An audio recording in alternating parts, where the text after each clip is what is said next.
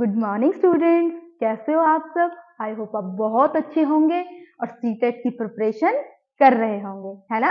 CTET का notification आ चुका है, तो मैं आपके लिए सीटेट में आने वाले मतलब जो अक्सर पूछे जाते हैं ऐसे ही टाइप के कुछ क्वेश्चंस आपके लिए लेकर आई हूँ। हम आज से अपनी मैथ्स की, साइंस की और ईवीएस की तीनों की सीरीज स्टार्ट करने जा रहे हैं। तो आपको मेरे साथ साथ सीरीज में जुड़ते रहना है, उसको देखते रहना है। उसके लिए आपको साइंस मास्टर 0112 चैनल को सब्सक्राइब करना है और बेल आइकन को हिट करना है, ताकि जैसे ही मैं नेक्स्ट वीडियो अपलोड करूं आपको नोटिफिकेशन आपके पास वो बेल बज जाए, नोटिफिकेशन आपको मिल जाए और आप उसको साथ साथ देख लें। ठीक है ना। तो आप मेरे साथ साथ सीटेट की जो भी मैंने आपसे प्रॉमिस किया था मैथ्स के लिए, साइंस के लिए और ईवीएस के लिए, उसके लिए मेरे साथ जुड़े रहें। मैंने आपसे प्रॉमिस किया था, तो हम स्टार्ट करते हैं। ओके। द वैल्यू ऑफ -4 + 2, देखो ये ब्रैकेट में है तो पहले इसको सॉल्व करेंगे। -4 + 2 है ये, ठीक है। तो -4 + 2, एक का साइन पॉजिटिव है, एक का साइन नेगेटिव है, तो फाइनली निकल के क्या आना है, नेगेटिव होता है। अगर साइन ऑपोजिट होते हैं, ये है आपका -4 + 2 है, तो एक का साइन नेगेटिव है, एक का साइन पॉजिटिव है, तो होता क्या है फाइनल में, नेगेटिव ही होता है, माइनस ही होता है। देखो अगर दोनों साइन नेगेटिव होते हैं तो आपका क्या हो जाए, दोनों जुड़ते हैं, मतलब अगर सेम साइन होते हैं तो होता है एडिशन, और अगर ऑपोजिट साइन होते हैं, साइन अगर ऑपोजिट होते हैं तो होता है माइनस, माइनस होता है। लेकिन जो फाइनल में आंसर आता है उसके आगे कैसा साइन आता है, हमेशा बड़े वाले नंबर का साइन आता है। जैसे यहाँ पे देखते हैं -4 + 2 है, ठीक है, एक का साइन नेगेटिव है, एक का साइन पॉजिटिव है, तो होगा क्या, माइनस होगा ना। 4 में से 2 गया 2, अब 2 के आगे कैसा साइन आएगा, जो बड़े नंबर के आगे साइन है, 4 के आगे जो साइन है, मतलब -2 आएगा। तो ये वाला आपका ब्रैकेट सॉल्व हुआ, इसका आंसर आया आपका -2, ठीक है। ब्रैकेट के बाहर क्या है, -3, क्लियर। ये हुआ आपका सॉल्व। अब अगले वाला -3 तो एज इट इज रहेगा, ब्रैकेट के अंदर क्या है, -3 और -7 मल्टीप्लाई होंगे, तो 3 7 जा 3 और 7 की मल्टीप्लाई होगी, 3 7 जा 21, और मल्टीप्लाई जब होती है तो सेम साइन क्या हो जाते हैं, ऐड हो जाते हैं, मतलब सेम साइन माइनस माइनस होके पॉजिटिव हो जाएगा, सेम साइन ऐड हो जाते हैं, ठीक है। और अगर ऑपोजिट साइन है तो साइन माइनस का आएगा, और अगर सेम साइन है तो साइन पॉजिटिव आएगा मल्टीप्लाई के अंदर। देखो मल्टीप्लिकेशन और डिवीजन के रूल सेम होते हैं, और माइनस के और एडिशन के जो रूल होते हैं, सब्ट्रैक्शन और एडिशन के, वो सेम होते हैं, ठीक है ना। तो 3 7 या 21, माइनस माइनस दोनों सेम साइन, मतलब 21 के आगे पॉजिटिव साइन आएगा। फिर इसके साथ है -8 + 4, ठीक है। अब मैं ये 48 डिवाइडेड बाय 6, 48 6 से डिवाइड होगा कितना देगा, 8 देगा। साइन किसका आएगा, मतलब अलग अलग साइन है ना, 48 का साइन तो नेगेटिव है, 6 का साइन पॉजिटिव है ना। तो अलग अलग साइन होते हैं तो साइन किसका आता है, नेगेटिव का आता है।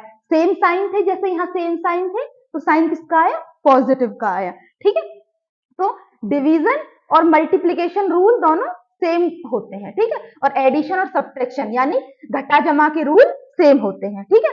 तो यहाँ आ गया -8। अब इनको सॉल्व कर लेते हैं, 2 3 जा 6, दोनों का सेम साइन है तो एडिशन का साइन आएगा, माइनस, ये माइनस, यहाँ भी माइनस, माइनस माइनस क्या हो जाएगा, प्लस, ठीक है, क्योंकि इन दोनों के बीच में ब्रैकेट का मतलब मल्टीप्लाई होती है, ब्रैकेट का मतलब क्या होता है, मल्टीप्लाई। तो माइनस मल्टीप्लाई करेगा माइनस से तो +3 आ जाएगा। 21 में से 8 जाएगा तो कितना बचेगा, 13, कितना बचेगा, 13।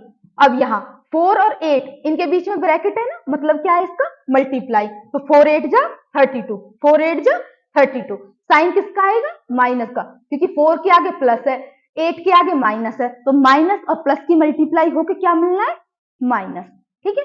अब देखो 6 + 39 - 32, क्लियर।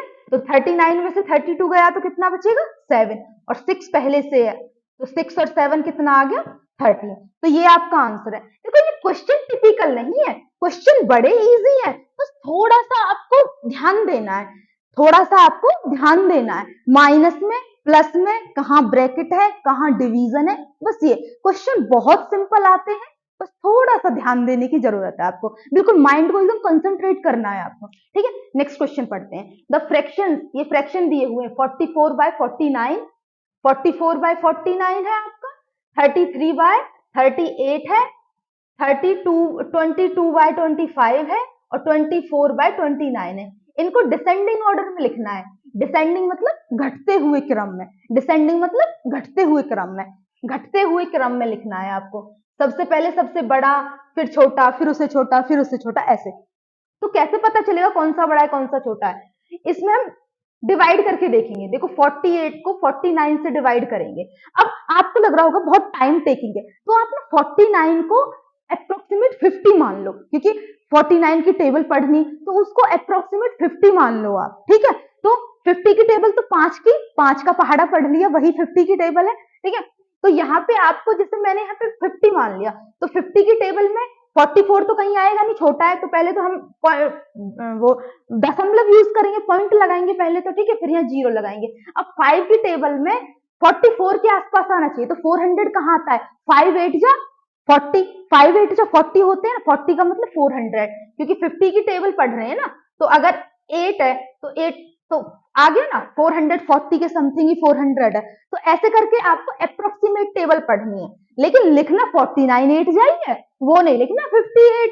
तो 49 8 जा करके देख लेते हैं। 8 9 जा 72, 8 4 जा 32 और ये 39। तो यहाँ पे हमने लिख दिया ये, ठीक है। अब आपको क्या करना है, आपके दिमाग में आ रहा होगा 10 में से 2 गया 8 और आपका 13 में से 9 गया 4, तो ये तो ठीक है। लेकिन कभी कभी क्या होता है, ये अगर थोड़ा बहुत चेंज हो तो उससे आगे पीछे वाला नंबर भी आता है। जैसे 58 जा तो हमने पढ़ लिया, लेकिन 48 वहीं अगर हम करेंगे तो 48 का एक अगला और एक पिछला नंबर भी मल्टीप्लाई करके देख लेना, मतलब 7 जा पे कितना आ रहा है और 9 जा पे कितना आ रहा है, ठीक है। तो आपका ये हो गया। अब तो 8 जा पे तो एक नंबर तो आ गया, लेकिन हमें एक और तक, मतलब 2 पॉइंट तक, 2 डिजिट तक करना है यहाँ, क्योंकि इन सबके में ज्यादातर 0.8 ही आना है, ठीक है। तो हमें एक तक और करना है, तो यहाँ पे हम एक 0 लगा लेंगे। तो जब ये 440 था, ये 480 है, तो एक बढ़ के ही आएगा, है ना। तो 9 जा पे जाएगा, 9 9 जा 81 और 9 4 जा 36 और 36 और ये 444। क्लियर है? अब इसको आगे मत करो, हमें टाइम सेव करना है मेनली। तो मतलब इसका जो हमारा आया 0.89 आया, कितना आया? 0.89। अब ऐसे ही थोड़ा सा फास्टली आपको ना प्रैक्टिस करनी है। जैसे मैं आज ये क्वेश्चंस करा दी, तो इन्हीं की तरीके के कम से कम 2 3 3 क्वेश्चन आपको करने हैं, ताकि आपकी जो आपकी प्रैक्टिस है, आपका जो वो है कैलकुलेशन है, वो फास्ट हो जाए, ठीक है। तो 33 से करेंगे, 33 अंदर आएगा और 38 बाहर आएगा, तो वही पॉइंट लगा देंगे, क्योंकि जाएगा तो है नहीं, छोटा नंबर है अंदर, ठीक है, बाहर बड़ा नंबर है, तो इसलिए अब वही 38 को ना 40 के अप्रोक्स मान लो आप, ठीक है। तो 40 से जब हम डिवाइड करेंगे तो 300 के अप्रोक्स आना चाहिए। कब आना चाहिए? तो 4 अट्ठे 32, 4 9 36, तो 4 की टेबल पढ़ लो, 40 की भी मत पढ़ो, 4 की 0 तो लगानी है, तो ठीक है। तो 4 अट्ठे के अप्रोक्स कहीं जाएगा ये, तो 38 8 जा करके देख लो, वही 8 8 जा 64, 8 3 जा 24, 24 और 6 30, समझ आ गया ना। तो 304 कर लिया आपने, 10 में से 4 गया 6, तो यहाँ बच गया 2, तो यहाँ 8 पे गया था, फिर से वही यहाँ 40 के अप्रोक्स ही मान लो। तो यहाँ पे 4 है, तो 26 के आसपास आना चाहिए, 4 6 24, है ना, 4 7 28, तो 28 तो ज्यादा हो रहा है ना, तो 6 पे कर लेते हैं, 4 6 24, तो 6 पे अब 30, लेकिन मल्टीप्लाई 38 से करना है, वो तो मैं 40 तो आपके फास्ट कैलकुलेशन के लिए बता देती हूँ, ठीक है। तो 6 8 जा 20, 6 8 जा 48, 6 3 जा 18, 18 और 4 22, तो यहाँ पे आ गया 10 में से 8 गया 2 हो गया, ठीक है। अब 5 में से 2 आया तो 3 आ गया, समझ आ गया। तो इसका आंसर आ गया 0.86, ठीक है। अब आप सोच रहे होंगे बहुत टाइम लगा रहे हो मैम, जब आप करोगे ना, जब आप स्पीड में आ जाओगे, ठीक है, मैं तो आपको समझा रही हूँ एक एक चीज, जब आप फास्ट फास्ट करोगे, जब स्पीड बन जाएगी आपकी, तो ये क्वेश्चन बहुत कम टाइम के होते हैं, बहुत कम टाइम लेते हैं, ठीक है। 0.86 हो गया। अब ऐसे ही आप इसको कर लो, 22 अंदर 25, देखो 25 तो वैसे भी मतलब इसकी डायरेक्ट टेबल लर्न ही होती है ऑलमोस्ट, है ना। 20, तो यहाँ पे भी वही पॉइंट लगेगा। तो पहला तो मोस्टली 8 पे ही जाएगा क्योंकि सब में 8 8 आ रहा है ना, ठीक है। तो 25 8 जा, ऐसे सबको लर्न होती है। 25 अट्ठे 200, 25 25 निम्मा 225, ऐसे सबको याद होती है 25 की टेबल, ठीक है। तो 25 अट्ठे 200, तो ये हो गया, ठीक है। फिर से वही 25 अट्ठे 200 आ गया, खत्म। तो ये आ गया 0.88, क्लियर। अब 24/29 को कर लो, अब 29 को तो 30 मान लेना, ठीक है। तो यहाँ मैंने 30 मान लिया, ये तो यहाँ 0 लगा ली, तो 3 अट्ठे 24, तो 8 पे ही जाएगा ये। तो 29 8 जा, 8 9 जा 72, 8 2 जा 16, 16 और 7 23, तो 232 आ गया। तो यहाँ से 8 बच गया, ठीक है। अब एक 0 आ गई, तो 29 1 जा 29, 22 29 2 जा 58, है ना। तो ये 2 पे जाएगा 20, क्योंकि अगर थर्ड पे लेंगे तो वो ज्यादा हो जाएगा, ठीक है। तो ये आ गया 0.82। तो आपको थोड़ी सी एक बार अपने टेबल्स को भी रिवाइज कर लेना है, ठीक है। तो ये आ गया 0.82। अब आपको डिसेंडिंग ऑर्डर, घटते हुए क्रम में लिखना है। तो सबसे बड़ा कौन सा है, यही है, 44/49 ही है, 44/49 सबसे बड़ा यही है। तो इसके पैरेलल देखो है क्या, लिखा क्या हुआ है। फिर उसके बाद 22/25, फिर उसके बाद 0.86 यानी 33/38, फिर लास्ट है ये आपका 24/29, ये है आपका फाइनल आंसर, क्लियर है। इनमें टाइम ज्यादा नहीं लगता है, स्पीड होनी चाहिए बस। और स्पीड कब बनेगी, प्रैक्टिस से। जब जितनी आप प्रैक्टिस करते जाओगे उतनी स्पीड बनती चली जाएगी, समझ आए। तो आप मेरे साथ जुड़े रहना, जो सीरीज में आपको करवा रही हूँ ये तो आपको करनी है, साथ साथ में आपको इसकी तरीके के मिलते जुलते क्वेश्चंस आपको जहां भी मिले, जो भी आपका सोर्स हो उसमें से आपको करने हैं, ठीक है ना। तो यहाँ 7 की पावर 3 था, क्लियर। तो अब नेक्स्ट क्वेश्चन देखो, एचसीएफ और एलसीएम आपने पढ़े होंगे, एचसीएफ एलसीएम पढ़े हैं ना आपने। एचसीएफ में क्या होता है, मतलब जो सब में कॉमन हो, जैसे कि अगर मैं यहाँ 2 लू, यहाँ 4 लू, यहाँ 6 लू, तो इन सब में क्या कॉमन आएगा, देखो 2 तो 2 ही है, 4 के फैक्टर बनाओ 2 मल्टीप्लाई 2, 6 के फैक्टर बनाओ 2 मल्टीप्लाई 2 तो ये इसका एलसीएम है जो सब में कॉमन हो, ठीक है। अब देखो यहां भी ऐसे ही एलसीएम निकालना है, x तो ये है, y ये है, z ये है आपका, ठीक है। ठीक है, तो 2 की पावर 3 है, 2 की पावर 2 है, 2 की पावर 4 है, सबसे कम वाली कौन सी है, 2 की पावर 2, 2 की पावर 2। यहां भी देखो 3 की पावर 2 है, 3 की पावर 3 है, 3 की पावर 4 है, सबसे कम कौन सा है, 3 की पावर 2। 5 में देखो 3 है, 4 है, 2 है, तो सबसे कम पावर कौन सी है, 5 की पावर 2। 7 में 3 3 5 है, तो हम तो 3 लेंगे ना, क्योंकि एचसीएफ होता है हाईएस्ट कॉमन फैक्टर, ठीक है, जो सब में कॉमन आ सके वो होता है, ठीक है। तो ये आपका, अब इनको इसकी पावर भी 2 है, इसकी पावर 2 है, इसकी पावर 2 है, तो पावर 2 है तो इनके बेसिस को मल्टीप्लाई कर लो। तो ऐसे भी तो लिख सकते हैं, इनको तो इकट्ठा लिख लिया, पावर को इकट्ठा चढ़ा दिया, ठीक है।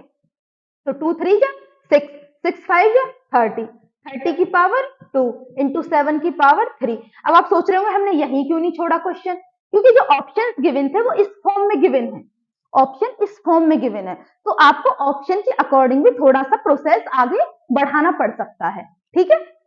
तो जैसे इसकी पावर 2, इसकी पावर 2, इसकी पावर 2, तीनों की पावर को कंबाइन करके तो बाहर चढ़ा दिया और बेसिस को मल्टीप्लाई कर दिया, ठीक है। तो ये आपका आंसर है, मैं आपको वही आंसर दे रही हूं जो आपके ऑप्शन में पूछे गए हैं, क्लियर है।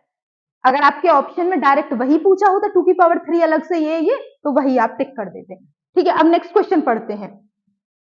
नेक्स्ट क्वेश्चन है हमारे पास कि हमें एक नंबर गिवन है, ये 52225272, ये हमें कुछ इस फॉर्म में लिखना है, ठीक है। p की पावर 3, q की पावर 3, r की पावर 4। तो पहले तो हमें यहाँ p q r फाइंड करने हैं, ठीक है। तो इसके लिए हमें इसका प्राइम फैक्टराइजेशन करना पड़ेगा, क्योंकि ये p q r है ना, ये प्राइम नंबर है, तो इनका प्राइम फैक्टराइजेशन करो आप। देखो जिसका यूनिट डिजिट 2 होता है वो 2 से डिवाइड होता है, 2 2 जा 4, 2 6 जा 12, 2 1 जा 2, 2 3 जा 6 और 2 6 जा 12।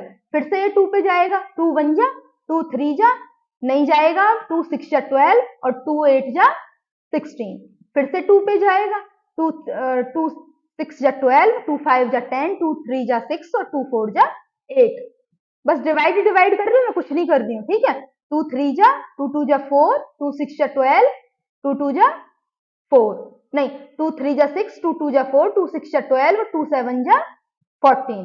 ठीक है, अब पीछे 7 आ गया तो 2 से तो मतलब ही नहीं बनता है। ठीक है, 3 से, 3 का रूल क्या होता है, डिजिट्स का सम 3 से डिवाइड होना चाहिए। 3 3 2 5 5 6 11 11 और 7 18, डिजिट्स का सम 18 आ रहा है, मतलब 3 से डिविजिबल है ना, तो 3 से अगर डिजिट्स का सम डिवाइड हो रहा है तो वो नंबर भी डिवाइड होगा, तो 3 से ही डिवाइड हो जाएगा। ठीक है, 3 1 जा 3, ठीक है, 3 8 जा 24, 3 9 जा 27, फिर से 3 पे चला जाएगा, क्यों, 1 और 8 9, 9 और 9 18, अभी भी डिजिट्स का सम 18 है ना, मतलब 3 से डिविजिबल है ना, इसलिए 3 3 जा 9, 3 6 जा 18, 3 3 जा 9, फिर से 3 से चला जाएगा, क्यों, क्योंकि 3 और 6 9 और 3 12, 12 है ना डिजिट्स का सम, तो अभी भी ये 3 से डिवाइड हो जाएगा।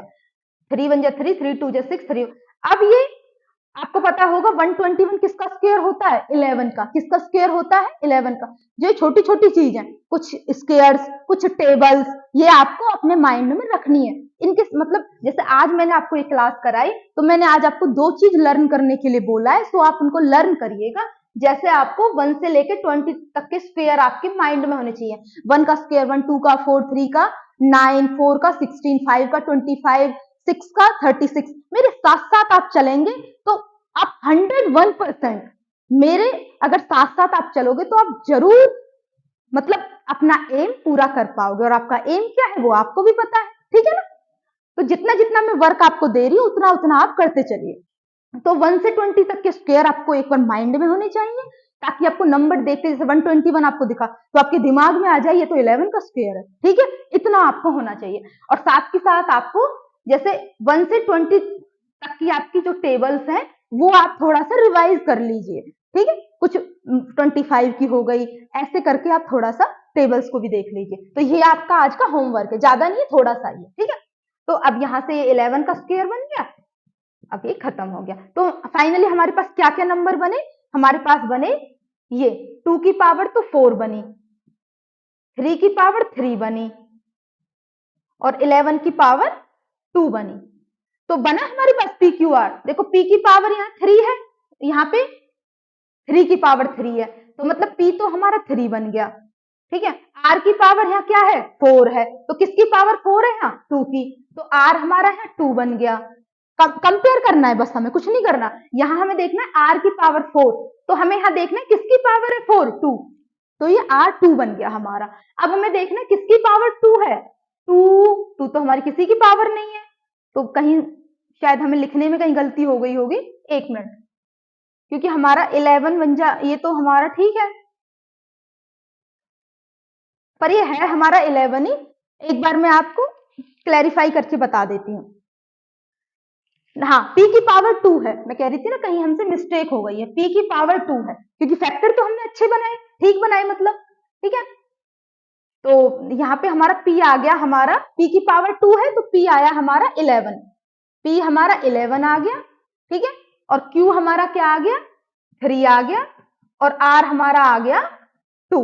समझ आ गया, बस अब इस वाली फॉर्म में हमको पुट कर देने हैं, जो हमें फाइनल आंसर पूछा है उसमें हमें ये पुट कर देने। तो 2p plus q minus r, p की जगह p पुट कर दो, 11 है, q की जगह q पुट कर दो, 3 है, r की जगह 2 पुट कर दो, तो 22 प्लस 3 माइनस 2, तो ये आ गया हमारा 23 आंसर। समझ आया होगा आपको। ठीक है, प्रैक्टिस करोगे तो जरूर कर पाओगे। अब नेक्स्ट क्वेश्चन पढ़ते हैं। इफ द 7 डिजिट नंबर, ये आपका एक नंबर है 13 134 x 58 y, इसने पूछा है कि इसने कहा है कि ये 78 से डिविजिबल है, 72 से, 2 से डिविजिबल है। 72 से डिवाइड होने का मतलब क्या है, इसके प्राइम फैक्टर करो, इसके क्या करो, प्राइम फैक्टर। तो ये प्राइम फैक्टर तो इसके नहीं है, प्राइम फैक्टर तो नहीं है, प्राइम फैक्टर तो वो होते हैं जैसे 2 जो अपने आप से डिवाइड होता है या फिर 1 से होता है। ठीक है, मतलब इसको ऐसे नंबर्स में तोड़ो जिनका डिविजिबिलिटी रूल है। देखो आपको फाइनल मैं आपको नेक्स्ट वीडियो में डिविजिबिलिटी रूल्स के बारे में बताऊंगी, कुछ स्केयर्स लेके आऊंगी, कुछ आपके लिए टेबल्स भी टेबल्स तो आपको खुद को पढ़नी पड़ेंगे। तो डिविजिबिलिटी रूल और स्क्वायर, ये मेरा आपसे प्रॉमिस है, नेक्स्ट वीडियो में आपको बताऊंगी, ठीक है। तो अभी के लिए आप इतना समझ लो कि जब भी हमें कुछ ऐसा नंबर दिया हुआ होता है तो हमें 1 से लेकर 1 का तो नहीं 2 से लेकर 11 तक के हमारे पास डिविजिबिलिटी रूल होते हैं कि वो नंबर तब उससे डिवाइड, जैसे मैंने अभी बताया आपको 2 से वो नंबर डिवाइड होता है जिसका यूनिट डिजिट 02468 होता है, ठीक है। 3 से वो नंबर डिवाइड होता है जिसकी डिजिट्स का सम 3 से डिविजिबल हो। तो ऐसे ही डिविजिबिलिटी रूल मैं आपको नेक्स्ट वीडियो में बिल्कुल पक्का करवाऊंगी, ठीक है। अभी के लिए क्वेश्चन देख लीजिए। तो 72 को आप ब्रेक कर दो 8 और 9 में, तो 8 9 जा 72, 7 तो 8 से और 9 से होने वाले डिविजिबल होने वाले जो नंबर होते हैं उनका रूल क्या है। 8 से वो नंबर डिवाइड होते हैं, जैसे मैंने एक ये नंबर लिख दिया, ये मेरे पास एक नंबर है, 8 से वो नंबर डिवाइड होते हैं जिनके पिछले 3 नंबर, ये आपका इकाई, दहाई, सैकड़ा, ये तीनों नंबर अगर आपके 8 से डिवाइड हो रहे हैं ना तो ये पूरा नंबर आपका 8 से डिवाइड होगा। समझ आया आपको? तो यहां देखते हैं 58y, 58y, अब y तो हमें नहीं पता लेकिन हमारा तो रूल है तो हम करके देखेंगे। 8 से डिवाइड, ये नंबर पूरा 8 से डिवाइड होता है या नहीं होता है, ये हमें कैसे पता चलेगा? अगर इसके पिछले 3 नंबर 8 से डिवाइड हो रहे हैं तो, ठीक है। तो यहां हम 8 से डिवाइड करते हैं, तो 8 7 जा 56, तो बचा कितना 2, ऊपर से ले आओ y को। अब y की जगह मैं ऐसा क्या रखूं कि वो 8 की टेबल में आ जाए, ठीक है। अगर मैं y की जगह 1 रख दूं तो 21, वो तो 8 की टेबल में नहीं आ रहा। y की जगह मैं 2 रख दूं तो 22, वो भी 8 की टेबल में नहीं आ रहा। 3 रख दूं, वो भी 8 की टेबल में नहीं आ रहा। 23 कहीं 8 की टेबल में आता है? नहीं। तो अगर मैं 4 रख दूं तो 8 3 जा 24, तो आ गया ना। तो यहाँ मतलब मुझे y की जगह मुझे क्या रखना पड़ेगा? 3। तो मेरी y की वैल्यू तो निकल गई, y की वैल्यू तो मेरी मुझे मिल गई। अब मुझे 9 इसकी x की वैल्यू और चाहिए। क्यों चाहिए मुझे ये? क्योंकि मुझे इसमें पुट करना है। जो क्वेश्चन में पूछा गया 2x प्लस y की वैल्यू पूछी गई है, मुझे उसमें आपको उसमें पुट करना है, ठीक है। मैंने बाय मिस्टेक लिख दिया है, 8 3 जा पे जा रहा था, वैसे 4 आनी चाहिए y की वैल्यू, ठीक है। तो यहाँ पे अब 9 का डिविजिबिलिटी रूल क्या है? 9 का डिविजिबिलिटी रूल ये है, जैसे मैंने एक नंबर लिख दिया ये, ठीक है। मुझे नहीं पता ये 9 से डिवाइड होता है या नहीं होता है, मैं कैसे पता लगाऊंगी? इसकी डिजिट्स का सम करके, 3 3 9, 3 3 6 और 3 9, तो इसका जो डिजिट्स का सम है वो 9 आ रहा है ना, तो ये 9 से डिविजिबल, अगर डिजिट्स का सम 9 से डिविजिबल होता है तो वो पूरा नंबर ही 9 से डिवाइड होगा। जैसे 3 का रूल था, सेम एज इट इज 9 का रूल है, ठीक है। तो अब फिर हम उसकी डिजिट्स का सम करके देख लेते हैं। देखो देखो यहाँ देखते हैं, देखो 1 plus 3 plus 4 plus x plus 5 plus 8, y तो हमें मिल गया ना 4, तो 1 और 3 4 4 4 8, 8 और 5 13, 13 8 21, 21 और 4 25, प्लस में x को तो भाई नहीं जोड़ सकते हम, हमें क्या पता x का नंबर क्या है। तो अब मुझे बताओ, ये नंबर मेरा 9 से डिवाइड होना चाहिए, 25 प्लस में x, 25 में मैं ऐसा क्या ऐड करूं कि वो 9 की टेबल में आ जाए? तो 2, क्योंकि 9 की टेबल में तो 27 आता है ना, तो मुझे x की जगह क्या पुट करना पड़ेगा? 2। अब आपको लग रहा होगा कि मैम हम इसकी जगह 11 भी तो ऐड कर सकते हैं, क्योंकि 25 में अगर मैं 11 ऐड करूं तो कितना आएगा? 36, वो भी तो 9 की टेबल में आ रहा है। लेकिन नहीं, हमें स्मॉलेस्ट नंबर ऐड करना होता है, कम से कम छोटे से छोटा नंबर। 2 उसके ज्यादा पास है ना, 2 छोटा नंबर है ना 11 से, तो हमें 2 ऐड करना है, ठीक है। अच्छा, हमें अब x की वैल्यू भी मिल गई 2, y की वैल्यू भी मिल गई 4, सो हम पुट कर देते हैं 2x प्लस y में, तो 2 और x तो मल्टीप्लाई में है, तो 2 मल्टीप्लाई 2 प्लस में y, 2 2 जा 4 और प्लस में 4, तो ये कितना आ गया? 8 आ गया। क्लियर है आपको? मैं आपको जितना हो सकता है मतलब जितना मेरे से पॉसिबल हो सकता है मैं उतनी आपके साथ मेहनत कर सकती हूँ, बस मुझे आपका सिलेक्शन चाहिए। क्लियर है? अच्छा, नेक्स्ट क्वेश्चन। आप जितना मुझे बताओगे कमेंट बॉक्स में, मैं हमारे लिए ये करा दीजिए, वो करा दीजिए, जितना मुझसे हो पाएगा मैं आपके साथ पूरा एफर्ट, पूरी कोशिश लगा दूंगी, ठीक है। अच्छा, ये एंगल्स हैं, किसके हैं? ट्राइंगल के। ट्राइंगल के ना एंगल है, पहले एक ट्राइंगल बना लेते छोटा सा। ये आपका एक ट्राइंगल है, ठीक है। उसमें आपको एंगल्स गिवन है, एक एंगल तो एक्स है, एक एंगल है आपका 3x प्लस में 20 और एक एंगल है आपका 6x, ठीक है। ये आपके एंगल है। अब आपको पूछा है कि ट्राइंगल कैसा है, ट्राइंगल के टाइप पूछे हैं, तो मैं उन ऑप्शंस को भी आपके सामने एक बार लिख देती हूँ। उसने पूछा acute triangle, obtuse triangle, right angle triangle, ठीक है। और एक आधा और कुछ पूछा होगा, उसने पूछा है आइसोसेल्स है, आइसोस्केल्स है। अब थोड़ा सा पहले तो इनके मीनिंग में आपको बता दूं। देखो, एक्यूट ट्राइंगल वो होता है जिसके तीनों एंगल 90 से छोटे होते हैं, जिसके तीनों एंगल 90 से छोटे होते हैं। ओब्ट्यूस वो होता है जिस ट्राइंगल का कम से कम एक एंगल, कम से कम एक एंगल 90 से बड़ा हो, एक एंगल 90 से बड़ा हो, 90 से बड़ा, क्योंकि दो एंगल तो 90 से बड़े नहीं हो सकते, तीनों एंगल का सम ही 180 होता है। तो दो अगर 90 से बड़े हो गए, 92 डिग्री के हो गए, तो वो तो 180 डिग्री नहीं बैठेगा ना, तीसरा भी जोड़ना है जिसमें, समझ आए। तो एक एंगल जिसका 90 से बड़ा हो, राइट एंगल जिसका एक एंगल 90 डिग्री का हो, आइसोस्केल्स ट्राइंगल जिसके दो एंगल बराबर हो, जिसके दो एंगल बराबर हो। तो ये तो थी आपकी ऑप्शंस की डेफिनेशन। अब हम पढ़ते हैं इसको। तो हमें सबसे पहला हमारा काम है एंगल्स को फाइंड आउट करना। तो एंगल्स को कैसे फाइंड आउट करेंगे हम, हमें पता है ट्राइंगल के तीनों एंगल का सम 180 डिग्री होता है। तो इन तीनों एंगल को आप जोड़ दो और इसको 180 के बराबर रख दो, ठीक है। तो x और 6x, 7x, 7x और 3x, 10x। देखो x में तो x ही जुड़ेगा ना, अब 10x में 20 मत जोड़ देना, कह दो 30x बन गया, नहीं, जैसा डिजिट होता है वैसा ही उसके साथ सेम डिजिट ऐड होता है, ठीक है।